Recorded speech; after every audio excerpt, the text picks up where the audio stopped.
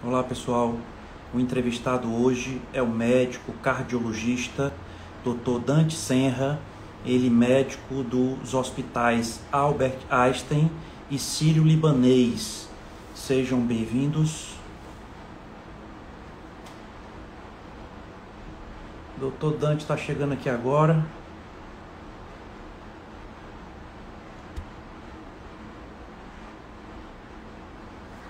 Dr. Dante, mandar o convite aqui.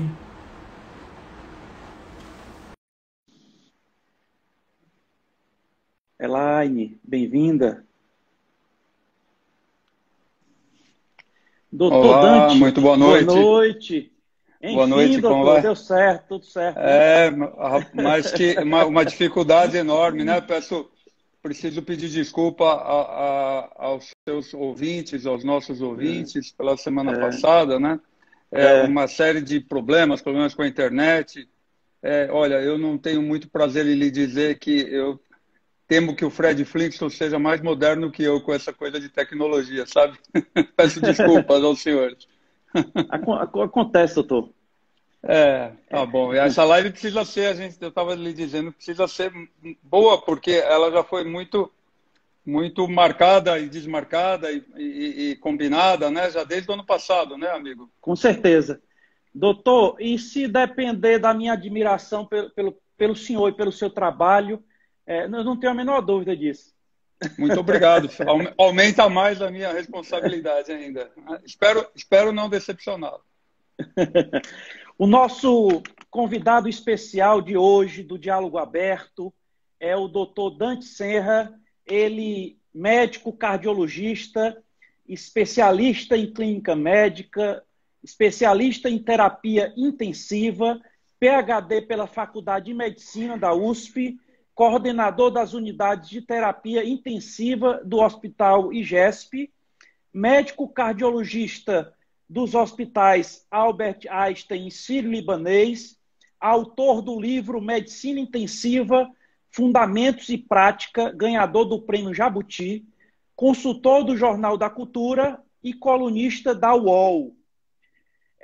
Doutor Dante, começar aqui a nossa E um conversa. vivente, como todos nós, despreparado nesse momento da vida, né? Como Exatamente. todos nós. Esse acho que é o mais importante nesse momento. Mas Doutor não. Dante, já essa questão de coronavírus, né, esse assunto coronavírus, a gente já vem trazendo aí há muito tempo, né? Quando lá atrás se imaginava que era, né, que a gente não ia chegar tão longe como a gente está chegando aí, né? Eu tenho um amigo meu que conversava muito comigo e dizia: Rodrigo, rapaz, esse negócio vai longe. Mas no fundo eu tinha esperança que logo isso ia ser resolvido. Mas então eu lhe pergunto, doutor, por que ainda estamos falando em coronavírus, doutor? Olha, primeiro eu quero louvar a sua iniciativa para a gente continuar falando que, embora seja um assunto muito desgastante, muito doloroso, né? Muita gente já inclusive a gente mesmo já tem horas que não aguenta mais ouvir falar disso, mas a gente precisa falar. A gente precisa falar porque quando a gente fala, a gente apequena a nossa dor, a nossa angústia, né?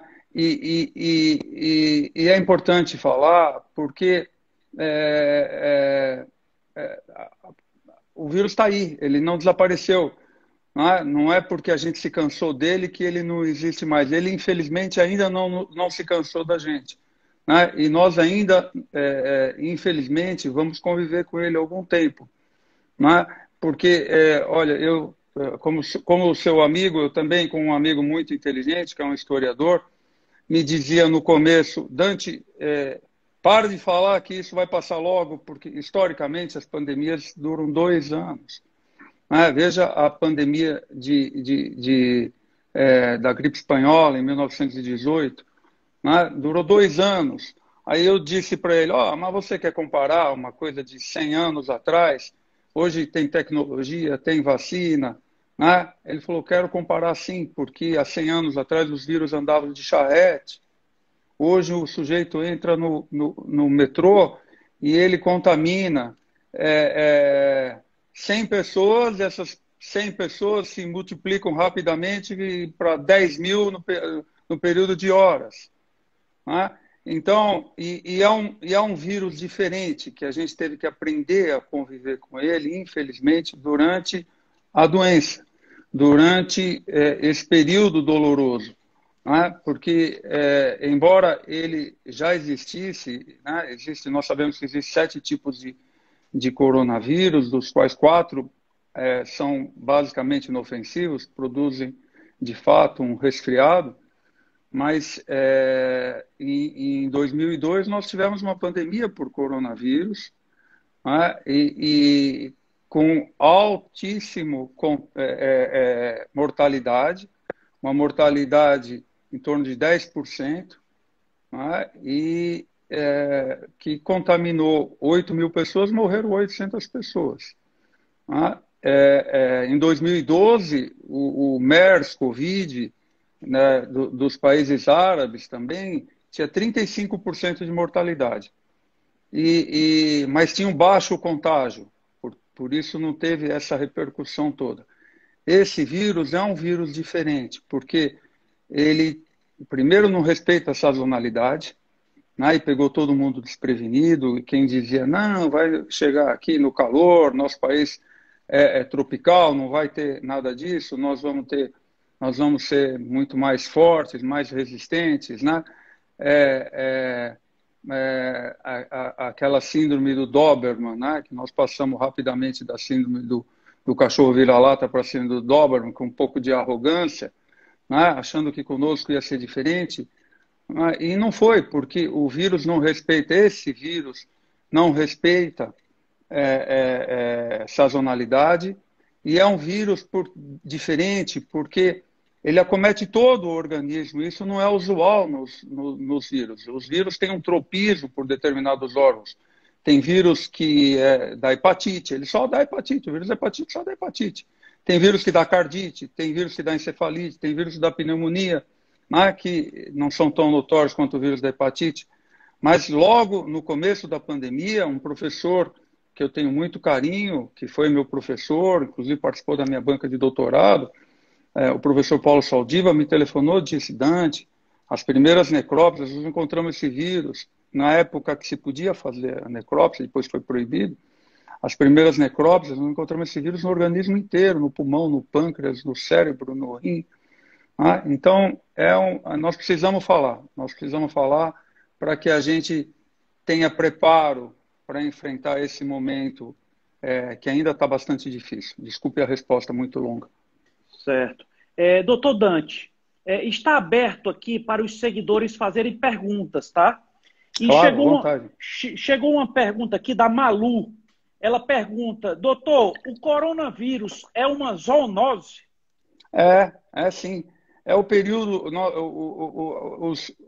As zoonoses são os vírus que muitas vezes têm hospedeiro intermediário em animais, né? Nós estamos vivendo o período das zoonoses, né? O vírus da ebola, a pandemia de 1918, né? É uma zoonose, sim. A humanidade já conhece os vírus há muito tempo, né? Já conhece as pragas, né? Se você for levar para o lado da teologia e olhar o livro do Êxodo, é um compêndio de doença infecciosa, né? O livro do Gênesis está dizendo que as doenças são produzidas por vírus, por bactérias, são um castigo a quem pecar, né? E na própria Bíblia, no Salmo 31, diz que as doenças, se você não for clemente a Deus, você vai receber uma praga na forma de uma doença infecciosa. Então, a humanidade já conhece as zoonoses há muito tempo. Certo. Doutor, chegou uma pergunta aqui da minha mãe, que está assistindo a live. Que honra, um beijo para ela, querida. Marta Pereira. Dona Marta, que honra, que prazer. Ela diz o seguinte, doutor, Em uma das lives, o senhor diz que a Covid-19 pega nas pessoas mais fragilizadas e também que estão contaminados emocionalmente. Explique melhor, por favor, doutor. Parabéns pelo seu brilhante trabalho. Muito obrigado. É uma honra poder me referir à senhora e ouvir a sua pergunta. Os vírus sempre foram assim, eles sempre tiraram proveito dos momentos frágeis da gente, né? Quer dizer, voltando a me referir à gripe espanhola, ela atingia mais os jovens. Por quê? Porque foi o período que coincidiu com o período da guerra. E os jovens voltando fragilizados, desnutridos, fracos, cansados da guerra, adquiriam mais do que as pessoas idosas que estavam protegidas em casa. Mas talvez eu não tenha me expressado bem. Como fator de risco para adquirir a doença, somos todos nós, todos nós. O fator de risco para complicar são as pessoas que têm maior fragilidade, né?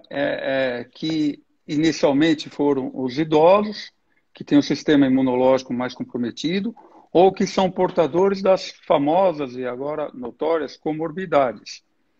Não é? Então, assim, e eu tenho dito que se a gente puder ter um legado, né, já que não sabemos se nós vamos ter uma mudança na nossa sociedade, do ponto de vista de empatia, de solidariedade, de preocupação com as mazelas, pelo menos que a gente tenha o legado de que as pessoas observem que quem tinha suas comorbidades mais controladas, a sua hipertensão, o seu peso, o seu diabetes, tiveram um maior poder de enfrentamento da doença.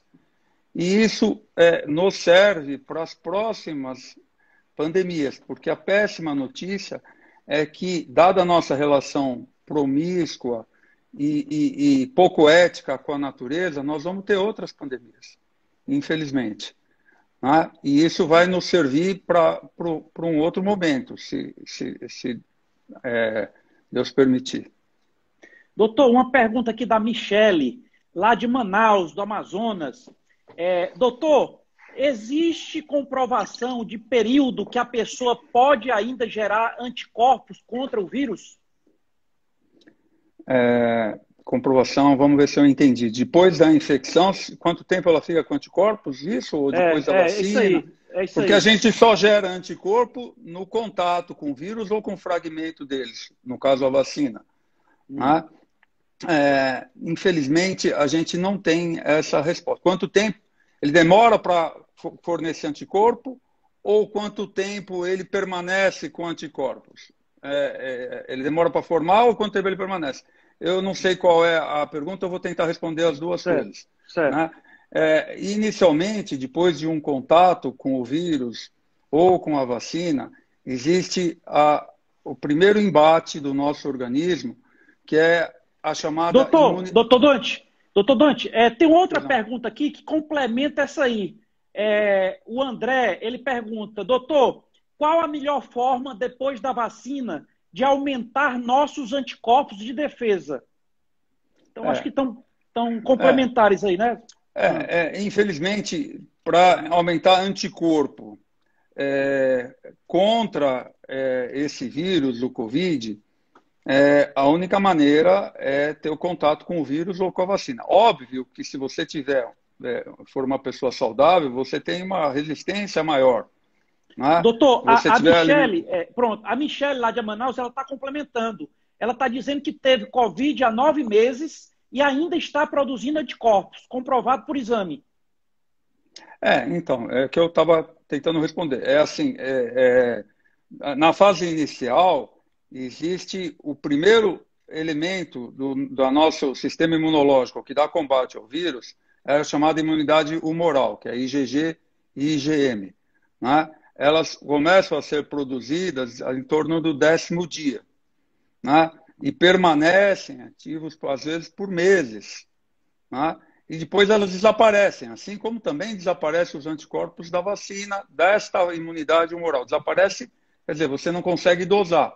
O que se imagina é que permaneça a chamada imunidade celular de linfócito, que infelizmente a gente não consegue dosar em laboratório por meses. Entendeu? Mas o que se sabe é que as pessoas que tiveram uma forma mais agressiva da doença têm mais anticorpo. Né? Os casos de reinfecção, que isso é possível, foram das pessoas que tiveram uma forma bem branda e, portanto, produziram poucos anticorpos. Certo. Doutor, uma pergunta aqui de um amigo do Cal Aragão, aqui do Ceará. Ele pergunta: doutor Dante, tenho 49 anos e sempre fui atleta de competição na natação. Para minha surpresa, estou acometido de alto índice de cálcio nas artérias do coração. Por favor, doutor, falar um pouco sobre isso. Tá bom, isso não é uma coisa relativa ao Covid, mas vamos lá, não tem nenhum problema. Pronto, aí ele pergunta aqui: doutor, o esporte em alto rendimento praticado por décadas pode gerar isso? Não, absolutamente. Isso é um distúrbio do metabolismo, onde existe calcificação das artérias, ou por alguma doença estabelecida, distúrbios da suprarrenal, distúrbios do cálcio, né? Ou por uma situação onde prevalece a genética da pessoa, né? Mas o esporte, ele não previne de doença, previne e afasta ou empurra para frente o processo aterosclerótico de obstrução das artérias, né? Mas para a doença infecciosa, é lógico que se você tiver uma condição física melhor, você tem melhor enfrentamento, como eu disse, mas ele não absolutamente não é garantia, né? Então, quando disseram, eu fui atleta, então eu não vou pegar, eu digo, olha, então, brinquei, não precisava ter suspendido as Olimpíadas, né? Porque lá só tem atleta de bom rendimento. Talvez fizesse sem público, sem plateia, poderia ter sido feito. Então, não é uma verdade. O que você consegue é melhorar o enfrentamento. Tá? Certo. Doutor, o Gil, ele está perguntando se a ivermectina funciona mesmo. Eu estava esperando essas perguntas. Olha, deixa eu te falar, Gil. Quer dizer, essa é uma resposta de milhões de dólares, né? Porque o que a gente imagina é que sim. Mas existem, em média, na literatura, hoje em dia, para você ter uma ideia, 2.000 trabalhos, né, em revistas indexadas, e a literatura é absolutamente controversa. Né? Uma coisa é você utilizar na fase aguda da doença, outra coisa é utilizar como preventivo. Né? O que se sabe é que esses medicamentos, a ivermectina e a cloroquina, eles têm uma atividade antiviral, mas elas absolutamente não podem ser usadas como passaporte para as pessoas não se cuidarem, não saírem do isolamento. Né? O que se imagina, né, e isso eu tive a oportunidade de falar para o nosso mandatário maior, é que quando ela é utilizada na fase inicial, no começo dos sintomas, você muda o pH da célula e o vírus tem dificuldade de se replicar. Tá? Então você diminui a carga viral, mas ela não é propriamente um viricida, como é o antibiótico, que é um bactericida, que mata a bactéria. Você diminui a carga viral e a carga viral é um dos elementos potencialmente responsáveis pela complicação no Covid. Né? E esse é o objetivo, já que não existe medicamento que mate o vírus ainda. Né? Então, a maioria dos médicos utiliza, a maioria não assume, mas utiliza. O paciente quer tomar, porque você faz por 3 ou 4 dias no início da doença, e não vai ser 3 ou 4 dias dessa medicação que vai trazer um malefício ao paciente, monitorado por médico, prescrito por médico, não pode ser prescrito por político, nenhum medicamento. E o médico acompanha, as pessoas querem tomar, até porque você não está utilizando em detrimento de um medicamento com ação conhecida. Você está utilizando em oposição a nada.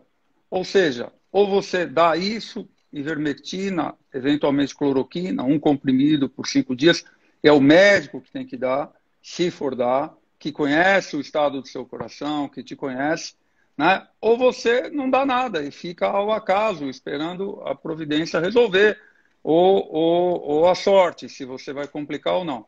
Então, eu acho uma questão absolutamente menor se a cloroquina, se a ivermectina age para ser motivo de tanto estardalhaço, de CPI, disso, daquilo. Porque o que não existe outro medicamento. A prescrição é uma prerrogativa do médico, assim como também a responsabilidade da prescrição. Portanto, ela não pode, eu tenho dito no final das minhas lives, das minhas entrevistas, né, se você tiver a infelicidade de ter um exame positivo de infecção por coronavírus, e você tiver a felicidade, que isso infelizmente é para uma minoria da população brasileira, de ter um médico da sua confiança, é ele e você que deve decidir o que você vai tomar, não é o seu político de confiança. É isso aí. Doutor Dante, uma pergunta aqui da Denise. Doutor, o paciente portador de hipotireoidismo é maior grupo de risco para a Covid? Não é. Não é. Até porque o hipotireoidismo diagnosticado, ele é facilmente tratável. Ele não se enquadra nos fatores de risco, no hall de fatores de risco, inclusive para que autorize as pessoas a tomarem vacina. Uma pergunta que chegou aqui. Doutor, depois de tomar a vacina, o exame sorológico diz algo para a imunidade? Diz, na fase inicial, eu não aconselho fazer o exame sorológico, porque muitas vezes as pessoas fazem o exame errado, não dosam anticorpos neutralizantes, vão à procura só do IgG e do IgM, que desaparecem, e as pessoas ficam muito angustiadas. Aí não sabe se estão imunizadas, se não estão, né? E se der alto, muitas pessoas abaixam a guarda. E se der baixo, a pessoa fica muito angustiada e não é aconselhável, pelo menos no momento. Aliás, não é nem possível tomar outra vacina. Entendeu? Então, a gente tem que acreditar, as vacinas são todas eficientes, umas com um poder maior de eficácia, outras menor. Veja que eu digo eficácia e não eficiência, que são coisas diferentes. A eficácia é o sonho idealizado, é o resultado de laboratório. A eficiência é o resultado no mundo real. Tá? Por exemplo, se sabe que as vacinas de vetor viral, elas produzem uma eficácia maior, isso já era esperado, né, do que as vacinas de vírus morto, como é o caso da Coronavac. Isso já era esperado, né? Mas o objetivo não é nem esse, o objetivo é diminuir a internação e diminuir a mortalidade. Lógico que para isso elas são muito eficientes. Óbvio que não se esperava tanta diferença de 70, 80, 90 para 50,4, como foi a Coronavac. E aí as pessoas saem falando mal da Coronavac, mas falam mal sem propriedade. Não é? Porque se você analisar os estudos, a Coronavac ela foi estudada, os estudos de fase 1 e fase 2, na população de saúde, que estavam no fronte da doença, e, portanto, a possibilidade de contaminar é muito maior. Né? Então, a diferença não deve ser tamanha, não deve ser tanta. Né? E a gente, eu tenho dito que, infelizmente, no nosso país, nós não temos ainda vacina para todo mundo. Então, se você for chamado, se você estiver na sua faixa etária de vacinação, com ou sem comorbidade, não pode perder a oportunidade. Tem que tomar a primeira vacina que tiver oportunidade. Nós precisamos, é a única maneira, é a única coisa que vai nos redimir desse momento é a vacinação. Doutor, o André ele diz o seguinte: trabalho na área assistencial em tomografias e vejo uma evolução assustadora no comprometimento no pulmão, do tórax, né?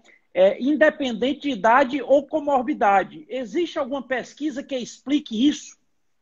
Não, o pulmão é o órgão-alvo desse vírus. Embora ele possa atingir o rim, o cérebro, o coração, e atinge muitas vezes, né, o órgão predileto dele, o órgão-alvo dele é o rim. Até porque é o primeiro que ele tem contato, né? A maioria das contaminações, a grande, é por via inalatória, né? Então, e essa evolução maior, ela tem uma relação, ela guarda uma relação, a evolução mais rápida, com os fatores de risco e com as comorbidades. Eu vou lhe dizer que todos os pacientes que eu internei na UTI, e muitos deles foram entubados, até o mês de março, por aí, todos eles tinham pelo menos sobrepeso. Entendeu? Então, hoje, se você me perguntar, me pedir para eleger um fator de risco, até porque o sobrepeso, a obesidade, ela não é um fator de risco isolado, ela é um pacote, né? Ela traz junto com ela distúrbios metabólicos, intolerância à glicose, diabetes, hipertensão, não é? Mas todos os pacientes. Depois isso mudou, obviamente isso mudou, porque é uma doença que ela vai mudando o perfil, porque as pessoas vão mudando, as pessoas vão sendo vacinadas, né? Hoje a gente tem uma população de jovens, de pessoas com menos de 50 anos na UTI, mas via de regra essas pessoas têm comorbidades, as que não têm são exceções absolutas. Doutor, uma pergunta aqui da Denise. Paciente com trombofilia que toma anticoagulante está um pouco mais protegido do Covid? Então, assim, ele está mais protegido não de Covid, não de adquirir a infecção. Ele está mais protegido de adquirir uma complicação do Covid, que é a trombose, por conta de tomar o anticoagulante. Então, assim, isso é um erro. As pessoas acham que tomar anticoagulante, tomar cortisona, não vai pegar. Eu tenho dito, sabe quem que são as pessoas de fator de risco para contrair a doença? Todos nós. As pessoas, todos nós. Basta ter contato com o vírus. As pessoas que não estamos vacinados, obviamente. As pessoas que têm possibilidade, fator de risco para complicação, mais possibilidades são as pessoas que têm comorbidades. E você, ao tomar anticoagulante, você reduz a possibilidade de ter uma das complicações do coronavírus, que são os eventos trombóticos. Certo. Doutor, chegou aqui uma pergunta. A Verônica, ela pergunta, quais os cuidados com a nova cepa? Absolutamente os mesmos do que com a anterior, né? O medo da nova cepa ainda não se sabe, ela deve estar se referindo à cepa indiana, né? Deve ser. Ainda não se sabe se ela tem um potencial maior de contaminação, como foi a P1, né, aqui em São Paulo. Não se sabe se ela tem um poder maior de agressividade, são poucos os casos ainda no Brasil, espero que fique assim, né? Mas os cuidados de prevenção para contágio são rigorosamente os mesmos. Evitar aglomeração, uso de máscara, né? Uso de álcool gel, são os mesmos que todos nós estamos cansados de saber, né? E quando se fala da cepa indiana, quer dizer, fechar a fronteira diminui a migração, mas não é que a cepa indiana ela vai vir só com imigração de alguém que passou pela Índia. Não, ela é uma mutação. Ela já deve estar no meio de nós. Né? Por quê? Porque o que o vírus faz é mutar. Né? E ele vai mutar e vai adquirir as mesmas condições da pessoa que mora lá na Índia, do vírus que acometeu a pessoa que mora na Índia. Entendeu? Então, independente de ter migração ou imigração do vírus, ele vai aparecer entre nós. E nós vamos, infelizmente, senhor Rodrigo, conviver com essas mutações enquanto a gente não tiver uma população bastante grande vacinada, né? A imunidade adquirida pela vacina, que é a única maneira digna que se pode ter. Porque, assim, a imunidade de rebanho, como política pública, é uma indecência nessa doença. Você só pode aceitar a imunidade de rebanho como política numa doença que não tenha mortalidade. Né? Quer dizer, se você tem catapora, né? Tá tendo um surto de catapora. Você pode até falar, eu vou lá, eu quero pegar a catapora. Você não vai morrer de catapora e você já fica imune se não teve ainda. Né? Então, é aceitável a imunidade de rebanho, mas não numa doença que tem mortalidade. Né? Não uma doença que já matou 450 mil pessoas no Brasil. Para se ter uma dimensão do que isso representa, se você me permitir um minuto, eu gosto muito de números, porque Rodrigo, os números eles emprestam substância aos fatos e você sai do terreno do genérico, né? e ganha consistência. Né? Você lembra quando caiu essa comparação? Eu acho muito feliz, embora seja muito triste, quando caiu aquele avião da TAM, o Airbus 307, foi em 2007, aqui em São Paulo, morreram 200 pessoas. Foi uma comoção nacional injustificada. Hoje equivale, se você fizer a conta, a cair 2.250 aviões. No nosso país em 1 ano e meio, ou menos ainda. Você está, obviamente, lembrado não, mas você, obviamente, já estudou a catástrofe da bomba nuclear de Hiroshima. A bomba de Hiroshima matou 140 mil pessoas e causou, com razão, justificadamente, uma comoção mundial. É como se tivesse caído 4 bombas atômicas no Brasil. Né? Quer dizer, não dá para ficar indiferente a esses números. Tem um filósofo chamado Felipe Arrier que, na guerra, diz que a gente vivia a morte da morte, porque a morte era distante. Né? E a gente, na guerra, na Europa, a gente não se dava conta disso. Né? Mas é impossível ficar indiferente a isso, até porque não é possível construir um mundo diferente, que é a nossa aspiração das pessoas de bem, com pessoas indiferentes. Não é verdade? Então, não há como se indignar, não há como relativizar esses números, porque quando você o faz, relativiza a morte, você vai ter que eleger o que é aceitável, morrer. E vai ter que eleger juízes que digam que idosos a partir de uma certa idade, isso é muito perigoso. É um precedente muito perigoso. Então, nós precisamos manter a nossa indignação. Eu acho que um dos problemas da falta de solidariedade é que o ser humano perdeu a capacidade de se indignar com o sofrimento alheio. Só que o sofrimento é tamanho nesse momento que ele não é nem mais alheio, ele é de cada um de nós nesse momento. Me desculpe. Exatamente. Me desculpe. Não, Aí eu me empolgo um pouco. Doutor, a Verônica, ela pergunta se as condições precárias de higiene da Índia pode ser um fator para essa cepa ser mais agressiva. Não, para ser mais agressiva, sim, claro, porque as pessoas supostamente têm uma menor condição de saúde. E eu digo supostamente porque, se você se lembra no começo da pandemia, que faz 1 ano e pouco, né, foi em março do ano passado, embora na China os primeiros relatos de uma pneumonia típica foi dia 31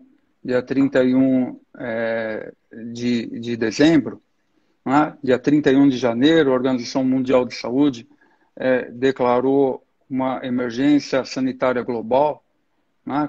Quando foi que é a cronologia dessa crise. O nosso grande temor aqui em São Paulo é quando a doença chegasse na periferia, chegasse nas pessoas que moram em comunidade, né? Eu ia falar de favela, mas hoje é politicamente errado falar favela, como se mudasse o nome, mudasse a condição social das pessoas, mas vamos lá, chegasse na comunidade.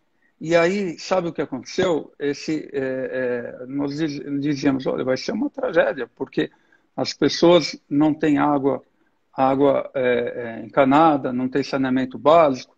São 12 milhões de pessoas no Brasil que vivem em absoluta exclusão social. Não é? E sabe o que aconteceu aqui, Rodrigo? Vivem aglomerados, 4, 5, 6 pessoas no quarto. Sabe o que aconteceu aqui? Eles se organizaram, né? Com doações, com a ajuda da iniciativa privada, ajuda da CUFA, Central Única das Favelas, né? Com cestas básicas, isolaram, alugaram imóveis em bairro nobre de São Paulo, no Morumbi, para colocar os contaminados, para colocar as pessoas, né? E deram uma enorme lição, e a mortalidade foi metade do que no resto da sociedade. Né? Isso é uma situação que muito nos orgulha, mas também nos envergonha, né? Porque eles sabiam que não iam poder contar com o poder público nesse momento e tiveram que se organizar.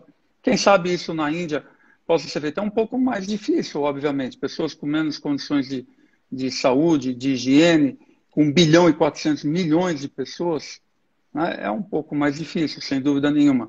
E ela não é mais virulenta, a gente pode usar esse termo, né? Está autorizado a utilizar esse termo. Quer dizer, ela não é mais agressiva porque ela vem com mais raiva, ela é mais forte, mais poderosa. É porque ela encontra menos resistência nas pessoas. Certo.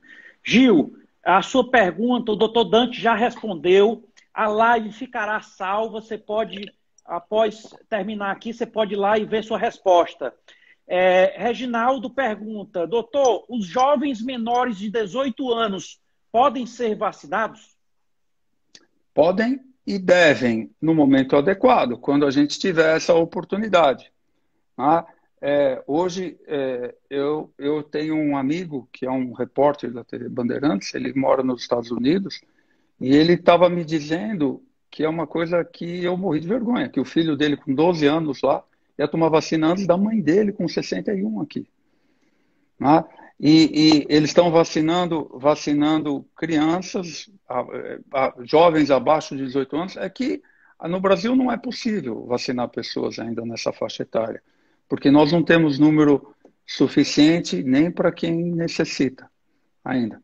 Né? Mas talvez eles e as vacinas que todo mundo achou que iam sobrar e que iam ser nos Estados Unidos e que iam ser distribuídas num ato de humanidade, né, para os países pobres, eles estão guardando para já pensando em revacinar a população.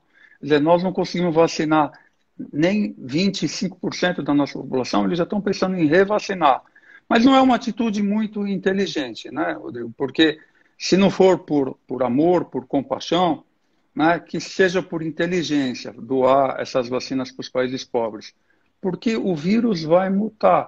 E um vírus mutado numa pessoa na Nova Guiné, né, vai chegar rapidamente na Rodeio Drive, em Las Vegas, em Los Angeles. Né? É isso aí, doutor. Doutor, o André lhe pergunta, doutor, estou vacinado, já tive uma vez com sintomas leves. Tenho os mesmos cuidados. Qual seria a probabilidade de reinfecção? Então, isso assim, é bastante remota, mas ela é presente. Né? Até porque, André, né? Me perdoa.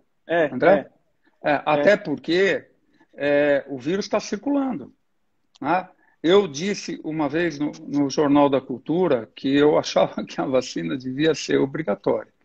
E aí quase me bateram. E por que eu disse isso?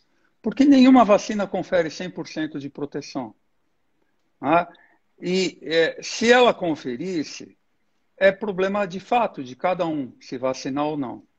Mas, se você toma uma vacina que vai te dar 50,4% ou 75%, seja coisa que o valha, né, e o seu vizinho não tomar, ele entrar no elevador com você, ele pode te contaminar, independente de você estar vacinado ou não.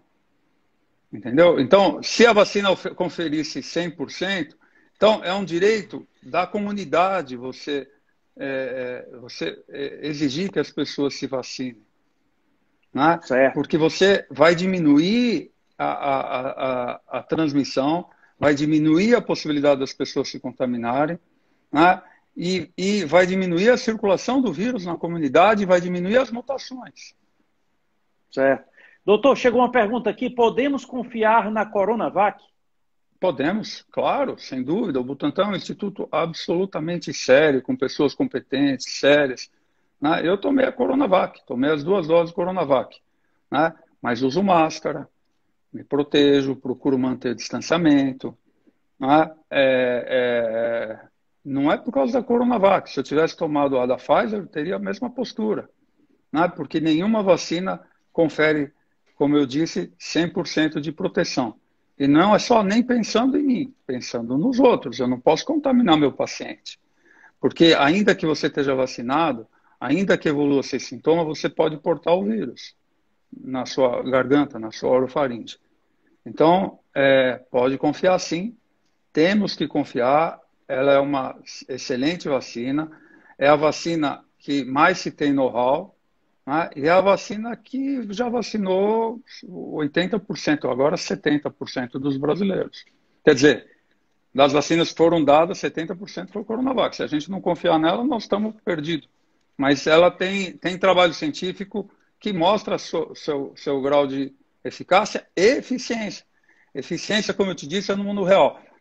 Para você ter uma ideia, nós reduzimos substancialmente o número de internações de pacientes idosos já faz mais de mês nos hospitais. O que é isso? É a vacina. Considerando que 80% dos brasileiros até o mês passado tinham tomado Coronavac, isso é um certificado de qualidade da vacina. Tá? Certo. Doutor, uma pergunta aqui do Guilherme. Qual a sua opinião com relação à mistura de vacinas? Uma dose de uma vacina e a segunda dose de outra. Não é aconselhável, porque são estímulos imunológicos diferentes, né? Eu não sei se eu devia falar isso, eu acho rigorosamente que não acontece nada, mas eu também não sei, não posso lhe dizer se você acrescenta algum grau de eficiência à primeira vacina. O ideal é que a pessoa tenha os 2 estímulos com o mesmo, as 2 doses com o mesmo estímulo do seu sistema imunológico. Esse é o ideal, entendeu?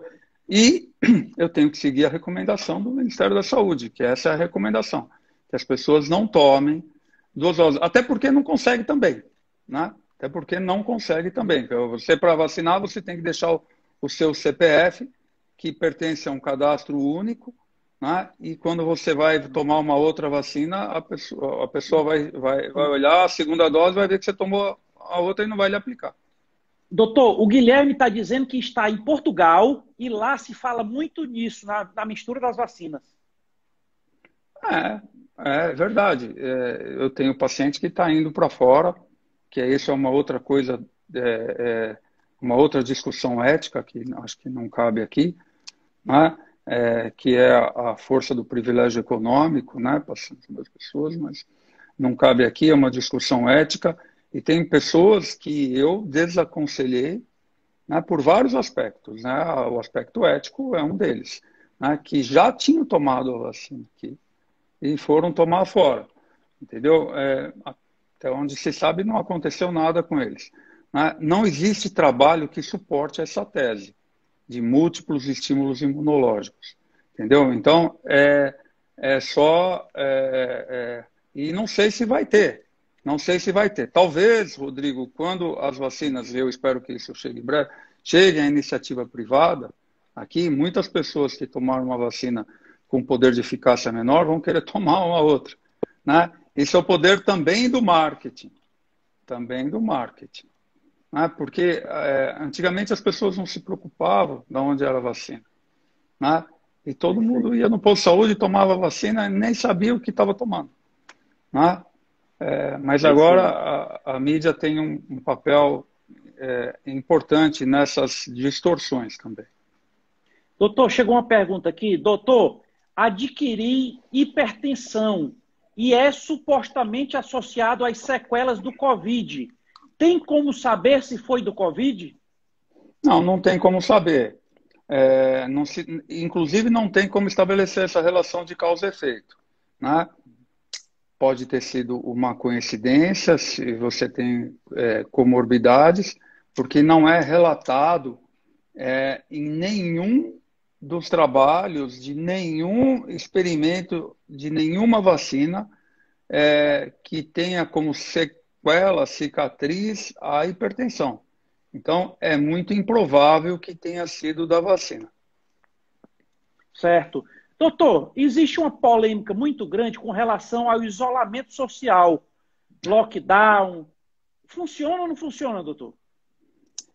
Bom, muito bem. Eu fui um defensor fervoroso do lockdown no começo, porque a gente julgou que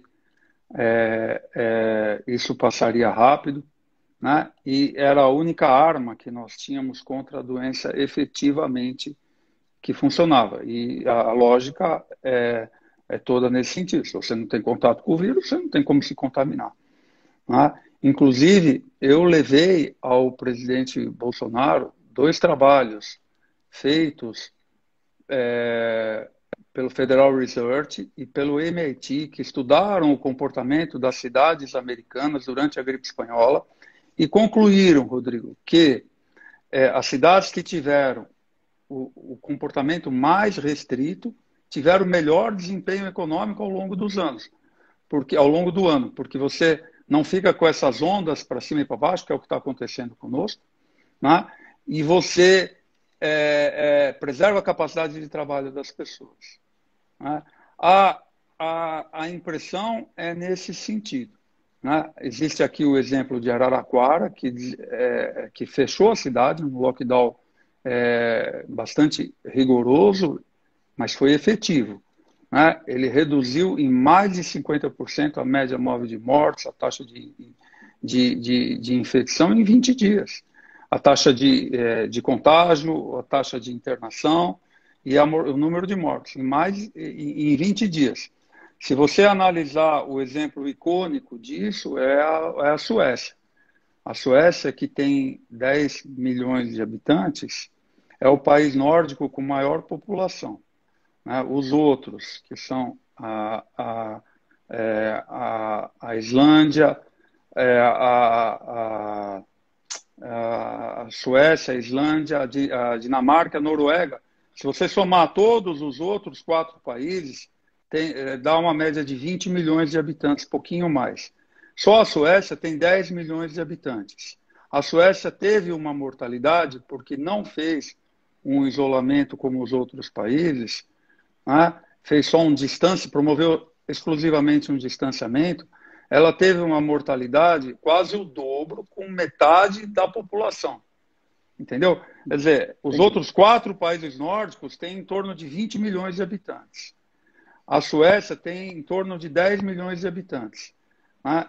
Os outros fizeram isolamento, a Suécia fez um distanciamento social, né? Ela teve os mesmos prejuízos econômicos, porque a economia é globalizada, obviamente, né? E ela teve o dobro da mortalidade do que a soma dos outros 4 países. Então, as evidências são de que funciona. Aqui em São Paulo mesmo, há 3 semanas, é que ela tem um custo político absurdo para o dirigente, né? Porque as pessoas que perdem o seu comércio, as pessoas... Então, hoje é difícil, depois de 1 ano e meio, você defender um lockdown, né? Porque as pessoas têm que sobreviver, as pessoas têm que trabalhar, né? O custo disso vai ser medido, porque a gente também não sabe em que momento da história nós estamos, Rodrigo. A gente só vai poder fazer essa avaliação adequada daqui a alguns anos, 2, 3, talvez 5 anos, né? Mas as indicações são nesse sentido, de que o isolamento funciona. Óbvio que é uma hipocrisia absoluta você, na sua casa de praia, né, dentro da sua piscina de borda infinita, você que eu estou dizendo de uma forma genérica, obviamente, né, tomando seu champanhe francesa, exigir que as pessoas não saiam de casa, porque o isolamento ou o próprio trabalho, né, ele tem uma dimensão diferente das pessoas nos diferentes níveis sociais. Uma coisa é você sair de dentro do seu carro blindado para ir para o seu escritório e tomar o elevador sem ninguém. Outra coisa é pegar um ônibus lotado, um metrô lotado. Então, mas são pessoas... Então, o que tinha que se cuidar mais é do transporte público, é do distanciamento das pessoas, mas cada vez que se faz distanciamento ou lockdown, se diminui o transporte público, diminui o número de ônibus. Quer dizer, é um contrassenso absoluto. O que acontece é que no Brasil nós não fizemos nem o isolamento de forma adequada e nem a abertura de forma adequada. Né? Doutor, e a gente... Certo. O Tadeu, ele pergunta, o senhor considera que a politização da pandemia atrapalha procedimentos mais eficazes no enfrentamento à Covid? Atrapalha sem dúvida nenhuma. Atrapalhou uma coisa que eu jamais imaginei em 30 e poucos anos de formado que fosse ver, que é a autonomia do médico na escolha do medicamento.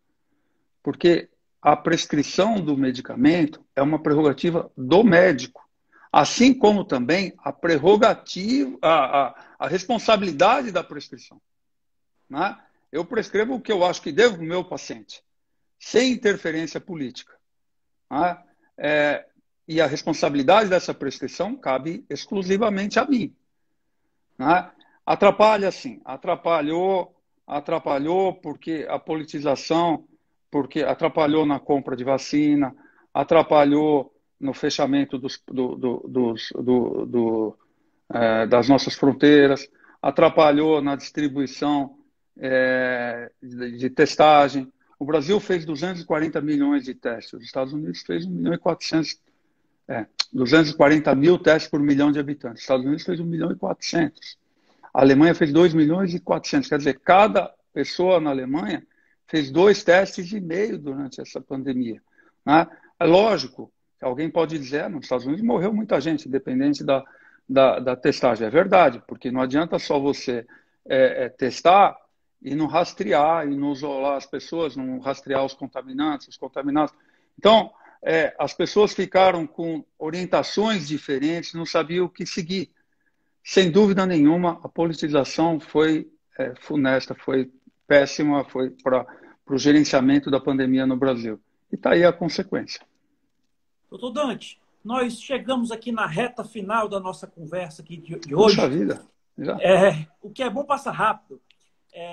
E antes das suas considerações finais, doutor, eu gostaria aqui de fazer um print aqui da nossa conversa aqui, tá, doutor? Claro, muito prazer. Vamos lá. Vamos lá.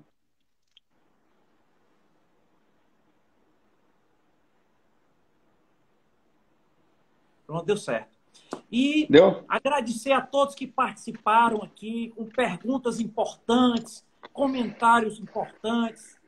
E pedir aqui para quem não segue ainda o doutor Dante, vamos seguir as redes sociais dele e acompanhar aí as postagens, as informações tão importantes que ele divulga em suas redes sociais.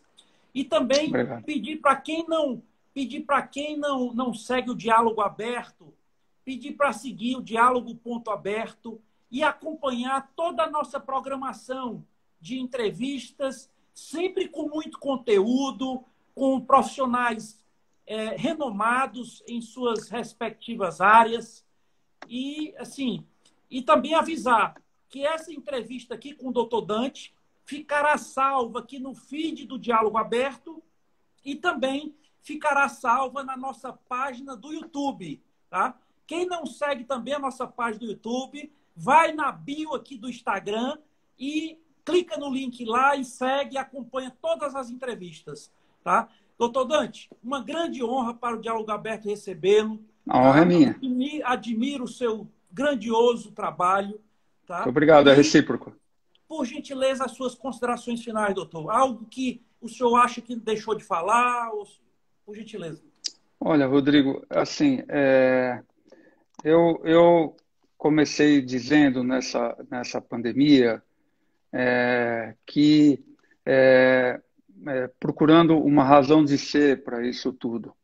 Porque eu sou católico, acredito em Deus, então eu tenho dito que eu não sei se é uma maneira tola de procurar uma justificativa para isso tudo, mas eu tenho dito que é a maneira mais amorosa que Deus encontrou de promover uma mudança nas pessoas, uma mudança na sociedade. Porque nós tínhamos perdido a nossa capacidade de, como eu disse durante a nossa conversa, de indignação com o sofrimento alheio. O que é comum passou a ser normal, e a gente já está até usando como sinônimo, comum e normal. Né? Não é mais possível viver em uma sociedade onde a escassez seja colocado como perspectiva. Não é verdade? Quer dizer, o Brasil tem nós vivemos 12 milhões de pessoas que vivem em absoluta exclusão social. Não é? Metade da nossa população não tem saneamento básico. Não é? Metade da nossa população não tem acesso a serviço básico de saúde. Nós passamos a achar normal, não é? As pessoas morando na rua, esperando 3, 4 meses para uma consulta médica, muitas vezes rápida e sem a atenção devida. Né? Aqui em São Paulo, a gente passou a conviver como se fosse normal com essa distorção enorme que é a Cracolândia, de pessoas que são doentes e por falta de vontade política a gente não consegue resolver esse problema. Né? Então, eu imaginei que nós fôssemos ter um outro olhar para a nossa sociedade, né? Em que o ser humano precisa urgentemente superar a ideia que somos desiguais na essência. Né? Nós somos todos diferentes, mas não somos desiguais. E a única diferença que existe entre a pessoa, que é a serviçal que limpa o chão na nossa casa, e o físico astronuclear da NASA, é só oportunidade, né? Acesso à informação, e que todos merecem uma vida digna. Né? E nós estamos perdendo a oportunidade de ter uma sociedade melhor, de formar uma sociedade com o que realmente é importante, que é valorizar as relações humanas, né? Descobrir o valor da servidão, porque esse é o jogo. Né? Nós estamos aqui para melhorar como ser humano, não é para amealhar bens materiais. Né? É lógico que não tem nenhum problema você acumular bem material, mas a ausência no seu irmão, que você não precisa ir longe para perceber, basta você olhar da janela, né? Tem que nos incomodar, tem que nos agredir. Né? E nós perdemos essa capacidade e a gente precisa urgentemente recuperar. Né? O vírus, as pessoas dizem que o vírus é democrático, ele pode ser democrático no contágio, mas a forma de enfrentamento é muito diferente. A mortalidade é maior, embora ele pegue todas as pessoas, mas é maior nos países. Você imagina que no Brasil nós gerenciamos as consequências da pandemia e não as causas. Então procuramos aumentar os números de UTI. O Brasil já era o terceiro país em número de terapia intensiva. Né? Aumentamos 60%. Mas qual é o problema da terapia intensiva? É a distribuição. Né? Metade das 66 mil terapias intensivas que já agora constam no nosso país são divididas para o serviço público e metade para o serviço privado. Só que o serviço privado é 20% da população. Então, 20% da população tem direito a metade das terapias intensivas, sem contar a distribuição. Né? A região sudeste, que é a região economicamente mais rica do país, tem 54%.